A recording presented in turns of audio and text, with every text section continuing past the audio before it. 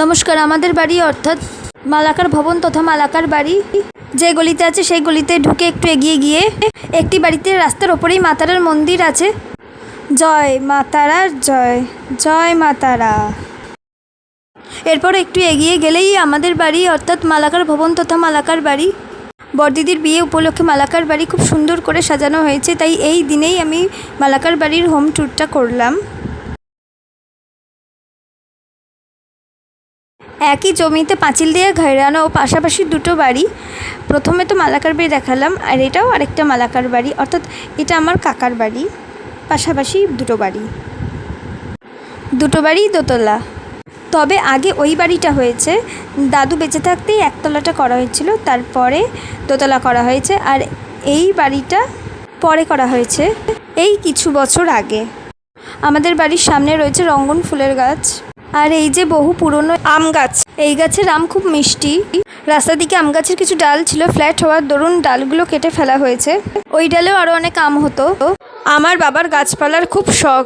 আমার বাবা অনেক গাছ বসিয়েছিল, তার মধ্যে কিছু গাছ মরে গেছে এবং কিছু গাছ কেটে ফেলা হয়েছে।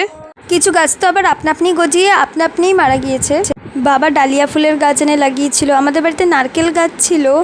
আমাদের বাড়িতে গন্ধরাজ ফুলের গাছ, বাতাবি লেবুর গাছ, সুপারি গাছ আছে। আমাদের বাড়িতে কলা গাছ আছে, যেটা বাবা এনে লাগিয়েছে। শিউলি ফুল, সাদা পদ্ম বা শ্বেত পদ্ম অর্থাৎ স্থল পদ্ম আপনা আপনি হয়ে কয়েক বছর ফুল দিয়ে আপনা আপনিই মারা গিয়েছে। আর এই যে এদিকে জবা গাছ এবং আরও অন্যান্য গাছ আছে। আর এই যে আমাদের মেন গেট, আর রাতের বেলার ভিউটাও দেখিয়ে দিচ্ছি।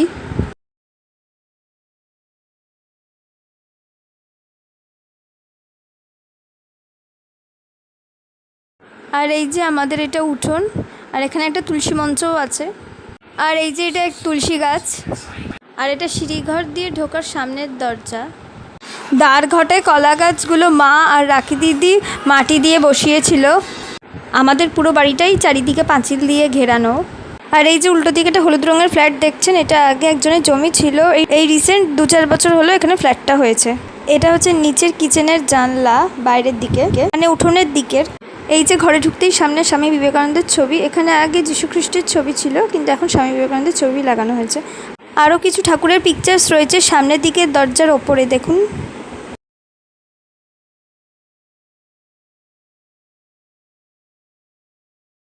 এই যে সিঁড়িঘরের দরজাটা, এই যে এই দরজাটা, এটা আমার বাবা লাগিয়েছে। ঘরে ঢুকেই ফার্স্টে ডান দিকে পড়বে কিচেন। কিচেনটা দেখুন। আমার দাদু মানে ঠাকুর অর্থাৎ বাবার বাবা নিচের তলায় প্রথমে মোজাইকের মেঝে করেছিল, কিন্তু অনেক বছর পর মোজাইকের পাথরগুলো একটু ক্ষয়ে ক্ষয়ে যাওয়াতে এই রিসেন্ট মার্বেলের মেঝে করা হয়েছে।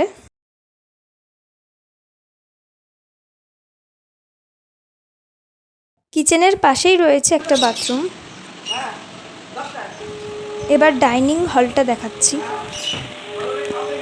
আমাদের সব ঘরেই একটা করে ঘড়ি আছে। এই দেখুন ডাইনিংয়ের জানলা, জানলা দিয়ে বাইরের ভিউটা দেখুন। কিছু গাছ রয়েছে এবং জায়গাটা পাঁচিল দিয়ে ঘেরানো রয়েছে।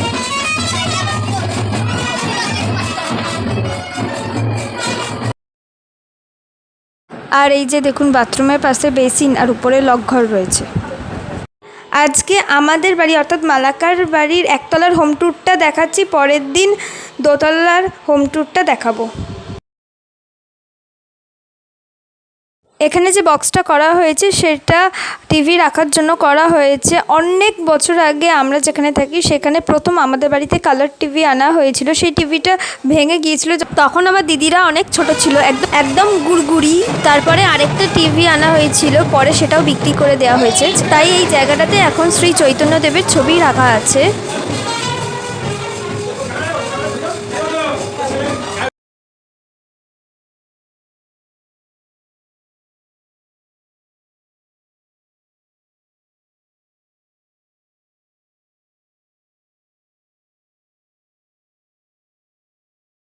লাস্ট বেডরুম থেকে ভিডিওটা দেখানো শুরু করছি।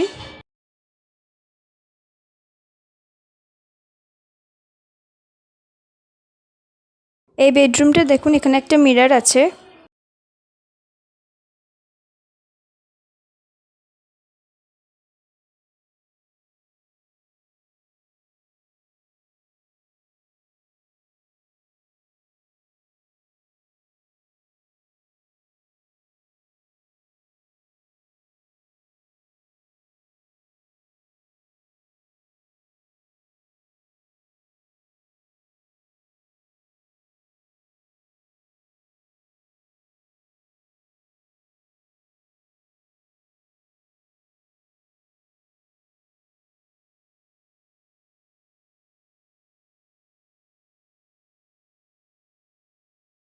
এই যে দেখুন জানলা দিয়ে বাইরের ভিউটা দেখাচ্ছি।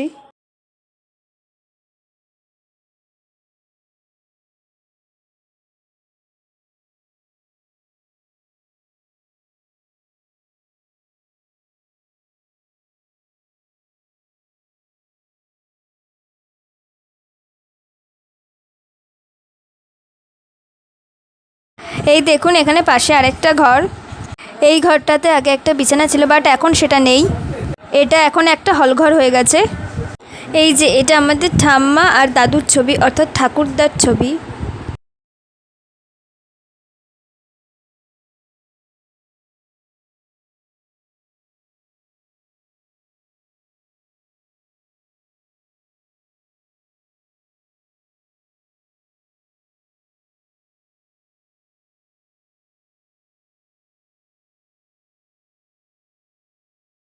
এই যে এই দরজাটা দিয়েও নিচের বারান্দায় যাওয়া যায়। এই যে দরজার উপরে আমাদের গুরুদেবের ছবি। মেন দরজা দিয়ে ঢুকে এটা প্রথম ঘর। এই ঘরের ওপর গুরুদেবের ছবি রয়েছে। এই যে প্রথম ঘরটাতে ঢোকার জন্য এখানে একটা দরজা আছে। প্রথম ঘরে ঢোকার জন্য 3টে দরজা আছে, দ্বিতীয় ঘরে ঢোকার জন্য 2টো দরজা আছে এবং তৃতীয় ঘরে ঢোকার জন্য একটা দরজা আছে। এই যে এই খাটটা দেখছেন, এটা ঠাম্মার বিয়ের খাট। এই খাটটা খুবই মজবুত খাট, একটুও ঘুণ ধরেনি। খাটের কাঠটা খুব ভালো। ঠাম্মার বিয়ের সময় ঠাম্মার বাড়ির তরফ থেকে এই খাটটা দেওয়া হয়েছিল। বহুত পুরানো খাট, তাই এখনও খুব টেকসই আছে। এই যে জানলা দিয়ে বাইরের ভিউটা দেখাচ্ছি। এই ঘরে একটি এসিও আছে। এটা এই ঘরে 3 নম্বর দরজা। এই দরজা দিয়ে বারান্দায় যাওয়া যায়। এই যে নিচের বারান্দাটা দেখুন, এটা আমার দাদুই করেছিল। এই যে বারান্দা দিয়ে বাইরে যাওয়ার এখানে একটা দরজা রয়েছে, তবে পাঁচিলে মেন গেটটা করা ছিল না বলে এই গেটটা দিয়ে রাস্তায় বেরোনো যাবে না। এটা বারান্দায় আসার জন্য সেকেন্ড ঘরের সেকেন্ড দরজা। ধন্যবাদ।